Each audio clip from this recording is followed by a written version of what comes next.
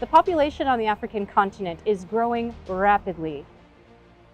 And we know that climate change is heavily impacting the African continent. We have to start wondering what is going to happen with food production. 70% of our 600,000 small-scale farmers are women in Zambia, and that's a huge majority of the small-scale farmers. In most of our rural communities, the majority of women are employed in agriculture. In fact, women produce the majority of the food as food farmers. However, they don't have access and control to land in some communities. There's a $42 billion credit gap that women face in Africa. This makes it harder for them to be part of the solution. But what they want you to know is they're tired of being seen as victims of climate change. Rather, they are the agents of change.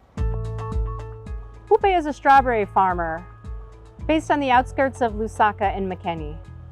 She has trained 1,100 farmers to grow her seedlings using organic farming practices.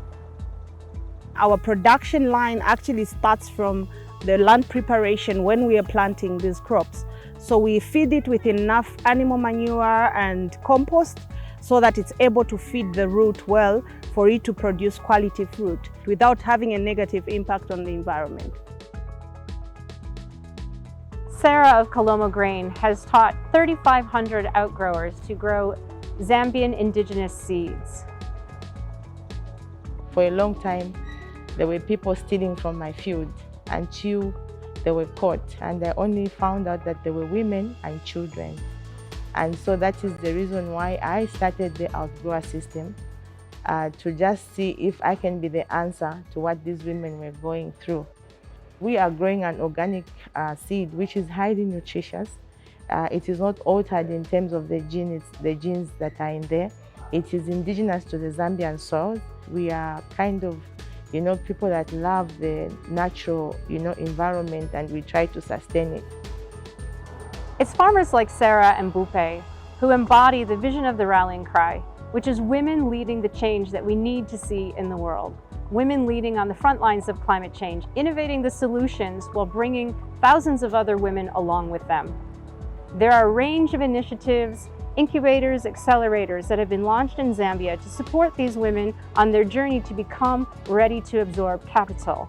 The rallying cry has been working both on the capital side as well as on the SME side, along with the various elements of the ecosystem support around them, to try and bridge some of the gaps, to connect some of the dots, and bring all of these different players together for better results, better outcomes, and to move and shift capital into these women's hands sooner and faster.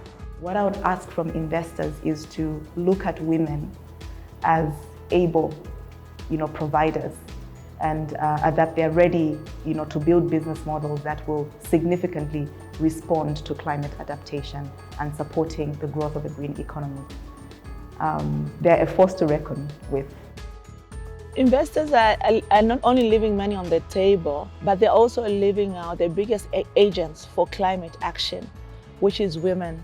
We're excited to begin this journey and this walk with so many more of the women entrepreneurs in Zambia, like Bupe, like Sarah, who are leading one woman at a time, one day at a time, but we believe are part of the climate adaptation solutions that we need to be investing in and moving capital to with a much higher sense of urgency.